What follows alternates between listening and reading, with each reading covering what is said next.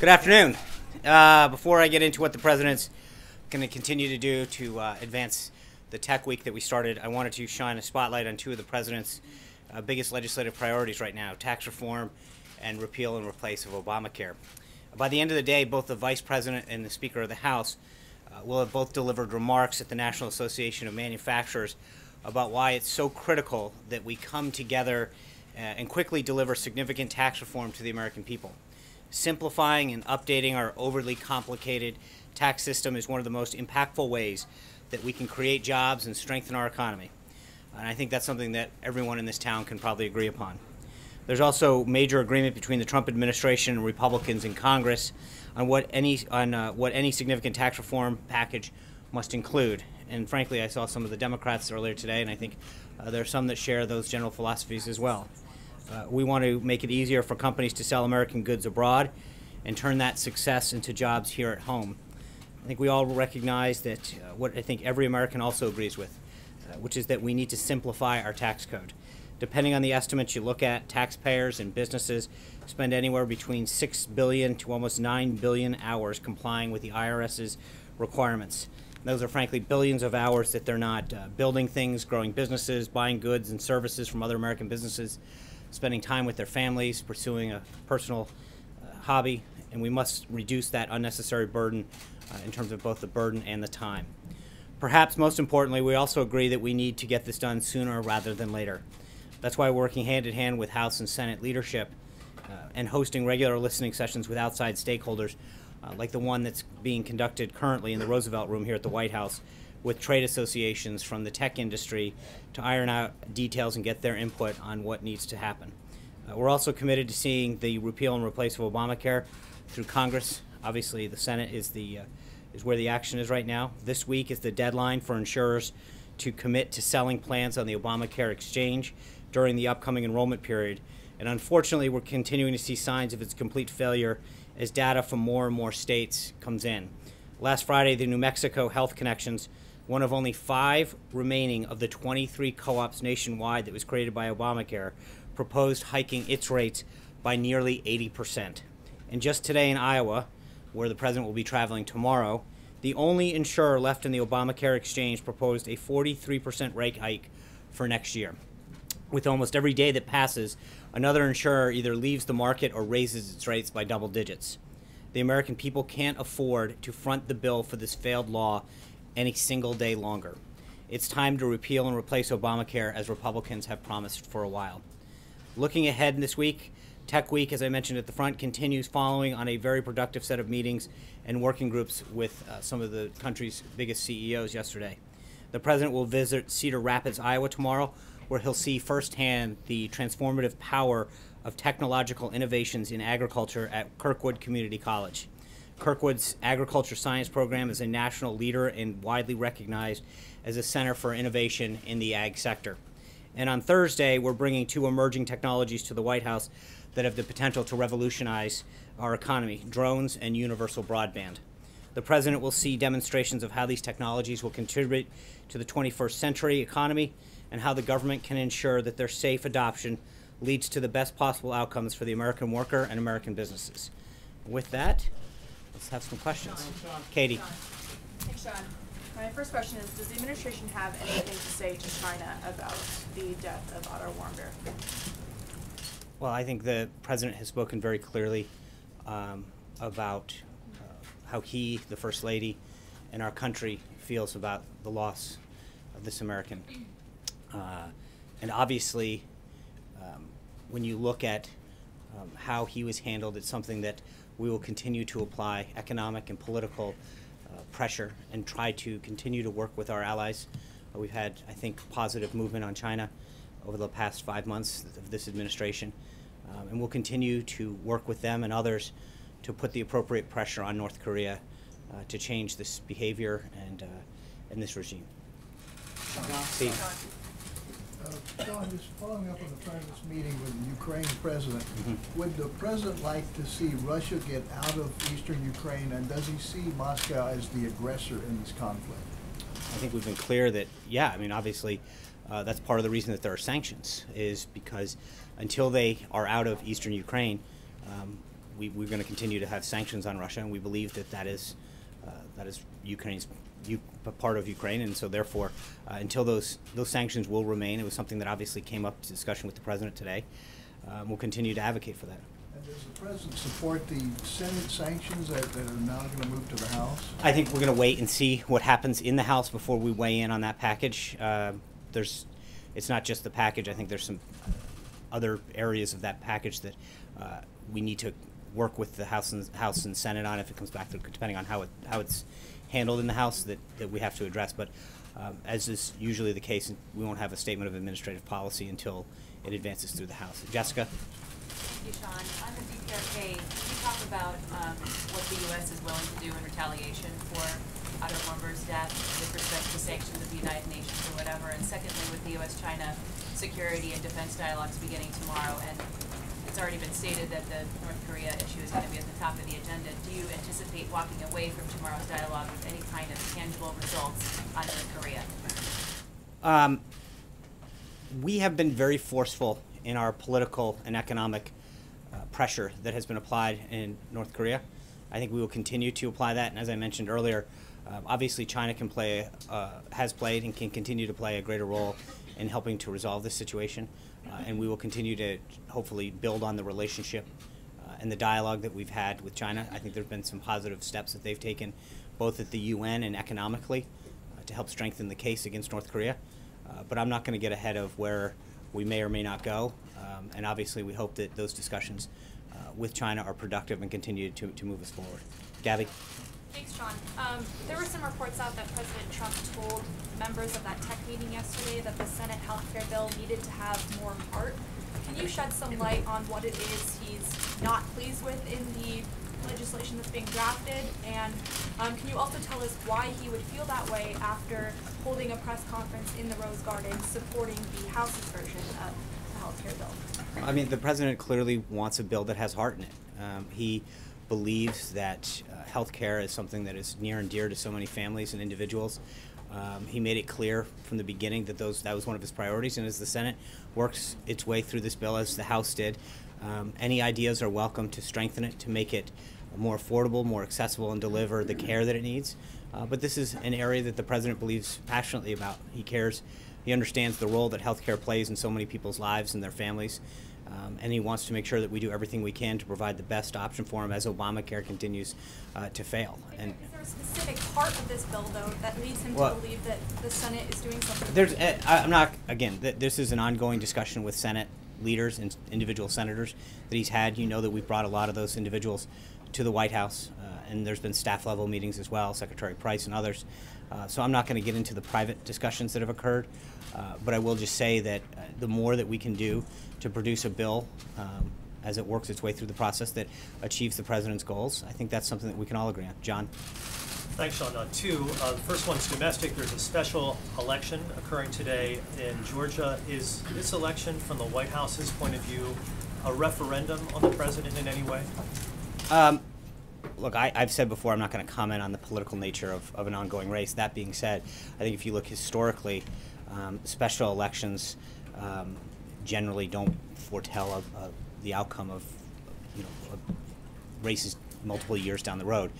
This is a race that the president, or a district that the president won by 1 point. It's obviously going to be competitive, but we'll have to see tonight. Obviously, that's up to the people of Georgia's 6th district to decide. And then on North Korea, I think the president once said that he'd be open to meeting with Kim Jong-un. Given what has happened with Otto Warmbier over the course of the past 24 hours, is he still open to that? Well, I believe that the context in which he said that was if the right conditions presented themselves. Clearly, we're moving further away, not closer to those conditions being intact. So I would not suggest that we're moving any closer. And obviously, this is an issue that the president commented earlier at the beginning of the meeting with President Poroshenko, that it troubles him deeply, and he believes that if we were pleased, obviously, to get Otto back to the United States to be with his family. But if we had been able to secure that earlier, potentially there could have been medical help that could have been rendered earlier. Obviously, we don't know the answer to that, but I think the president worked really hard to do what he could to secure the release of him, and it's a shame what happened. And I think he was very clear about that when he spoke to members of the media earlier today. Vivian. Thanks, Sean. Two questions. Also on Otto, the president today said that he thinks it's terrible what happened to Otto. Does he have any more details? Do you have any more details on specifically what he endured there? I do not, and we would not share them at this point. I think there's so. And second question. Yep. There are reports that your role is changing here at the White House. I wanted to know if you can address those reports. Are they true or not? And if so, can you tell us what's in store? Right here. So you can keep taking your selfies and saw a few folks.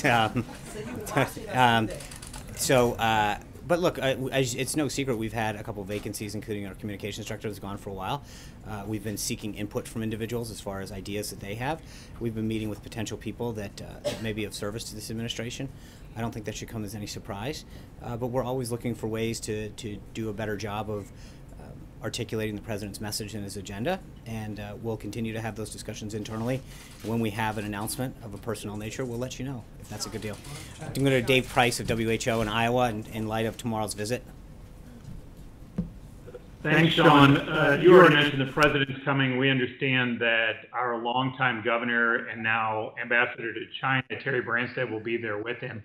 The president has already praised Ambassador Branstad's longtime relationship with China's President Xi. As you know, the president has a certain style, the way he tweets and talks, and that doesn't exactly mirror the way Terry Branstad has had his career. In light of that, how do you see this dynamic playing out in Ambassador Branstad's role with China? Thanks, Dave. Tomorrow, as you noted, the president will be joined by Governor Branstad at Kirkwood to not just discuss some of the agriculture aspects of what's going to be discussed, but also talk about trade. I think he was clearly impressed with Governor Branstad's, as Chuck Grassley put it, he's been an ambassador for Iowa for decades, if not his whole life. And I think that the president feels those skill sets, his understanding of China, and his dedication to help export U.S. products and agricultural goods and other stuff, services to China in particular, is going to be a huge asset for the United States. He chose Governor Branstad because he was impressed with what he had done as ambassador, as governor in Iowa, and the respect that he has for the people of Iowa, I think, is going to serve this country well. So, Sean. Kevin. Thanks, Sean. I want to circle back on the Georgia 6th. Is it fair to say the president will be watching with great interest the race that happens tonight? And what's his message? I know he had a couple tweets.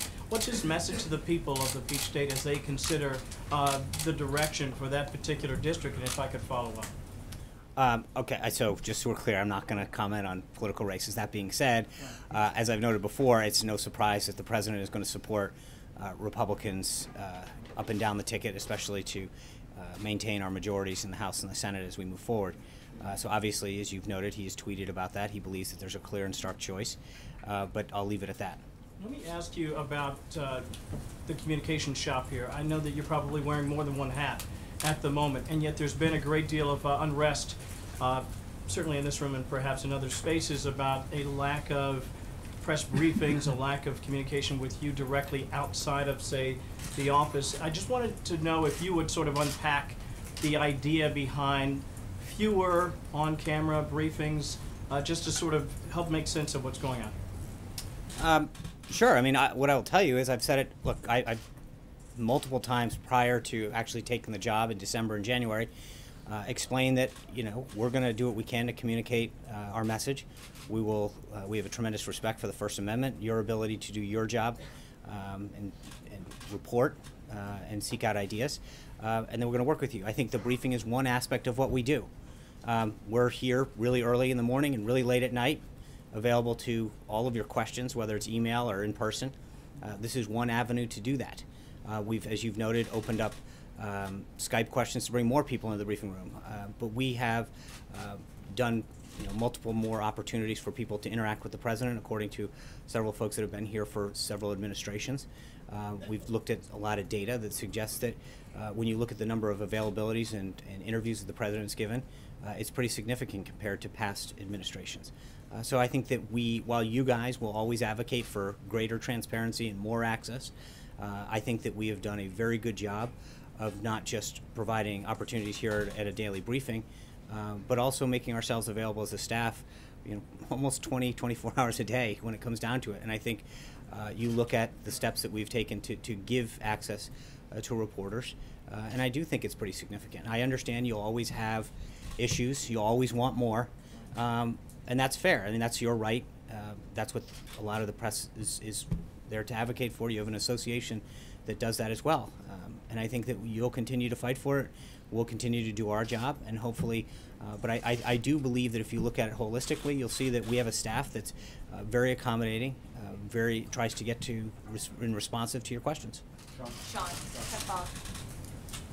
Thank you, Sean. Two questions. Yeah. Yesterday, the Quebec Premier was in town to talk NAFTA, and he met, among others, Secretary Ross and the Governor of Kentucky, Matt Bevin. And the Kentucky. I'll let you say it. Well, no, I was just. I thought you said Connecticut. No. And the governor said that he needs good quality aluminum. His home builders need good quality softwood lumber. Is the president receptive to this type of arguments in the negotiation with NAFTA? You mean with respect to Canada? Yes. Look, I think that Wilbur Ross and the Department of Commerce has made it very clear with the softwood lumber case that they want to get a better deal for our country. I understand the governor's point, and we're going to continue to work through the proper channels in dispute resolution settlement to get that to achieve our goals and make sure that the concerns that we have are settled correctly through the mechanism that exists. Speaking of Kentucky, I'm going to go. Hold on. Yeah. Today is World Refugee Day. Does the president feel that refugees are a threat to American security? I think the first and foremost thing that the president is concerned about, obviously, you take an area like Syria, for example. He's been very focused on trying to get countries to agree and to work together on creating safe zones. Because refugees, for the most part, in a lot of areas, would rather be in their country where they're from safely, have a place to raise their family and not be resettled. That's our number one goal for them in those cases. But number two is I think the president's also been very clear. His number one goal as commander-in-chief is to protect our country, our homeland, and our people. And that he needs to make sure that people coming into this country are doing so through peaceful means. And so his number one priority, as the number one priority of any leader is to protect their people first and foremost. But then obviously, as we look throughout the globe and find areas and regions that need support, we've tried to work through diplomatic and economic channels to create solutions. Speaking of Kentucky, then I'm going to go to Will Clark, who's at WAHS. Sean, thanks for taking my question. My question is about the administration's position on coal. The administration had, during the campaign, said they wanted to bring back coal jobs to eastern Kentucky. And now there's a lot of those coal miners in that part of the state who are saying that they want tech jobs. They're going back to college to get the skills for those jobs. Does the administration still support the return of coal to those portions of eastern Kentucky and into West Virginia? And what is the president's relationship with Kentucky Governor Matt Bevin? I know he was at the White House last week and was also at the nominating convention in Cleveland, among other places. Yeah, he has been here a few times. I think they have a fantastic relationship. Governor Bevin has been a great advocate. He's done a lot in Kentucky to grow jobs and really fight for innovation down there. And I know that his ideas and his input have been very well received here at the White House. And we want to continue to work with him. I think with respect to your question, Will, it's not really a binary choice. I think the president wants to continue to and has supported several measures to really restore the coal industry and to bring it back. And then, to touch on the theme of this week, we want to do what we can to really focus on technology, helping our government bring back jobs, create new opportunities for our country, for jobs. We talked about this a couple weeks ago when we talked about workforce development, or it was only a week ago, I guess. But part of it is to make sure that people have the training and the skills that they need, whether that's going to a vocational school or another training opportunity that gives them the skills in an area like high tech and technology to pursue a new change in life or a new career or just at a high school. But we need to make sure that we have the training and the support, the loan system, et cetera, that will support people who want to go into a lot of these fields. So I don't think it's a choice of one industry over another. Obviously, the president has and will continue to do a lot to support coal, especially the clean coal industry.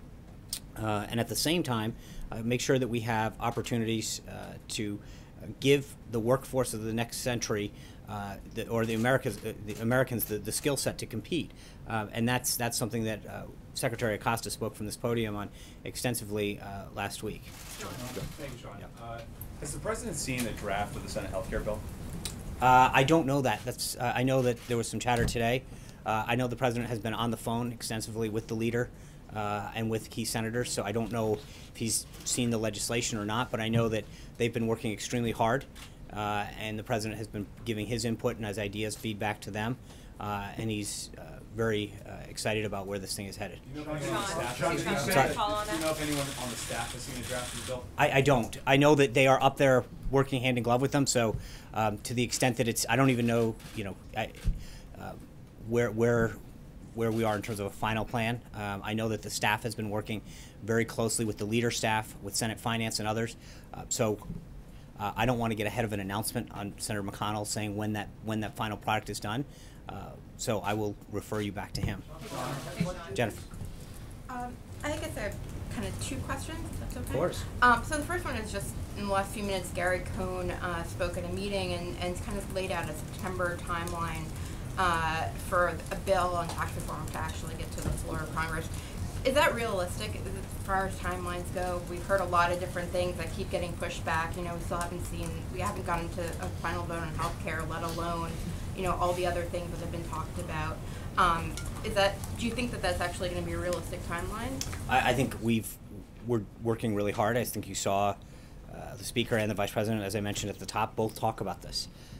There's a strong commitment to doing it, and I think it's frankly bicameral and bipartisan. I saw Senator Warner from Virginia earlier today talking about his concerns with the corporate tax rate and the need for it to come down to the 20s. That's great. We would love his support on a package like this. So I think that there's going to be very bipartisan, bicameral support for tax reform, and as we move forward on this, the degree to which we can get some of those individuals to join on and craft a bill will determine the schedule, but I think that's mostly a congressional timetable that we have to move with. And will there be outreach to Democrats in that timetable? I think they've already met with some Democrats, and they'll continue to, but I don't. That has been part of the plan. It's already been part of the plan, and they'll continue to reach out to members of Congress that share these goals. And the other question is just on Ford. Today announced that they're going to be, building this new factory in China. Right. The president won was very kind of declared victory when this plant was not going to be built in Mexico. So one, is there an administration reaction to the decision to go there? And then two, there's been some signs that the administration wanted to get tougher on China on autos. Are we going to see that from the law? Well, with respect to your first question, Secretary Ross has put out a statement with respect to Ford's decision. And I think the general consensus is that the president wants to create a tax system that companies want to come back and bring back jobs and manufacturing here in the United States. And once we can pass that plan that you just asked about, that really gets our companies more competitive, doesn't leave them with the highest tax rate, and also deals with a lot of other aspects about our business tax code that puts them at a disadvantage to their foreign competitors, then I think you're going to see more and more companies not just go to other countries, but come back to the United States, grow in the United States, manufacture more in the United States. And that's where I think overall we continue to see the need to have tax reform to achieve those results. Sarah? Thanks, John. The president today said that if Otto Warmbier had been brought home sooner, the results would have been a lot different. Does the president believe that the Obama administration is partly responsible for what happened to Otto Warmbier? The president was pleased that he was able to work with the State Department and get Otto home as soon as he could. But I think when you realize what happened, the president believes that had it happened sooner or quicker, potentially there might have been additional medical resources that could have been provided. He's just obviously saddened by this entire situation, and just would have hoped that it could have been resolved earlier. John, thanks, John. Just wanted to ask, the House Freedom Caucus and at least 3 GOP senators have suggested that the August recess should either be scrapped or greatly shortened until more business can be done. For sure, get an Obamacare repeal bill through, at least make the first steps on tax reform. Is that something Could the president support either scrapping or shortening the August recess? Or? I think that's going to be up to the House and the Senate to determine their recesses. They don't generally, we don't get involved in their schedule, and so Okay, but I'll let Speaker Ryan and Leader McConnell decide what's appropriate in terms of their. Is the president satisfied with the pace the Congress is moving? If we continue to move forward with health care the way that we've been told we're going to, and that I think we're great. We've got our priorities. We want to get health care done. We want to get tax reform done, and obviously the president's spoken very extensively about infrastructure. If we can get those done, I think we feel very good. Hallie.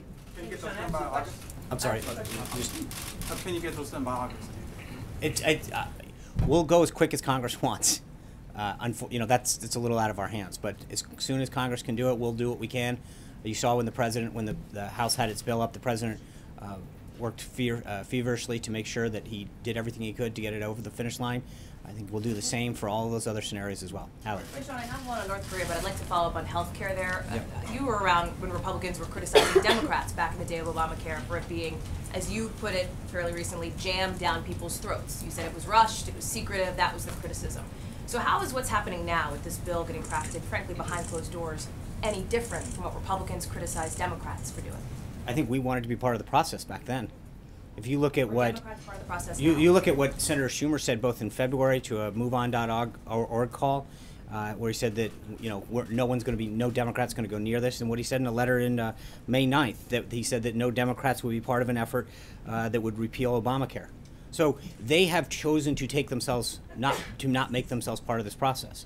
When Senator McConnell brings the bill forward, I'm sure that there'll be plenty of time to have debate. It's the Senate. There's always plenty of time to debate. He's talking about voting next week. Well, okay, but again, I'm not going to get ahead of. I'll let Senator McConnell determine the Senate schedule and run the Senate that he sees fit. But let's not mistake ourselves with how they approach this thing. Their leader, Senator Schumer, made it very clear on at least 2 separate occasions that they didn't want to be part of this process. They didn't want to repeal and replace Obamacare. They were happy with Obamacare. We believe Obamacare is failing. We want a better system for the American people, a patient-centric healthcare system that brings down costs and gives more accessibility to people. That's it. They chose not to, made it very clear that they didn't want to engage in this process. So, to turn around now and to second guess, that's something they should take up with their own leader. On North Korea, does the president support a travel ban to those heading to North Korea? And given Senator McCain's comments that he believes Otto Warmbier was murdered, is it this administration's position that North Korea killed that young man? On the first one, I think the State Department is mulling additional advisories, and I'll leave it to them. That's how our travel is restrictions and such is run through the State Department, so I would refer you to them. And again, I don't want to, before anything further goes on with respect to him, I'm not going to comment on whether or not his situation, how it was handled, until we have further information on that. Trey. Thanks, Sean. 2 questions for you. From the perspective of the administration, how transparent have lawmakers been on Capitol Hill when drafting this health care bill? How what? How transparent have they been? Well, I think that we've had a very robust discussion with lawmakers, first in the House and now on the Senate, who have ideas and input. But ultimately, each of those bills is the product of their own chamber. I mean, the House, we obviously had plenty of sessions with members of the House as they move forward. We've done a lot in the Senate. But each of those chambers runs their own chamber respectively by the leadership they have. It's not our job to go in and dictate how they do it. We have tried to be as helpful as we can throughout this process by highlighting the need for repeal and replacing a failed system, and we'll continue to do that. But it's not for me to get up and talk about how their process works through each of their respective chambers. Can I follow up on Steve's question on Russian sanctions? Just very plainly, a yes or no answer. Does President Trump believe that the Russian government interfered in the 2016 elections? I think I have not sat down and talked to him about that specific thing. Obviously, we've been dealing with a lot of other issues today. I'd be glad to touch base. Generally speaking, I mean, this conversation about Russian interference in our elections, there's 16 intelligence agencies that say that they did. The former FBI director said that without a doubt the Russians interfered. I understand. I've seen the reports. Does the president share those views? I've not sat down and asked him about a specific reaction to him, so I'd be glad to touch base and get back to you. Yeah. Didn't you say it was fake news, Sean? Didn't the president say that Russia was fake news? Sean, regarding the president's Cuba policy, the Yeah. Cuban foreign minister just yesterday said that it is a grotesque spectacle. Does the president have any reaction to that? The policy that the president laid out for Cuba, first and foremost, is something that will help the Cuban people. It will stop making encouraging payments to the military and help them economically lift themselves up. That is the greatest form of human rights that we can push for right now, to make sure that those efforts that we do and that the American citizens who travel or do business in Cuba follow the law. Our goal is to make sure that the policies from this government first and foremost help the Cuban people, and I think that's what the president has done, and we will continue to advocate for. Okay, second question, if I might, about the tapes between the president and James Comey. Were those tapes made? Do they exist? And will the president be releasing them to the House Intelligence Committee by Friday? The president has said that he will make an announcement on this. I expect it this week. And so when he's ready to make that announcement, we'll let you know. How's that? Thank you, guys. See you tomorrow in Iowa. Thank you.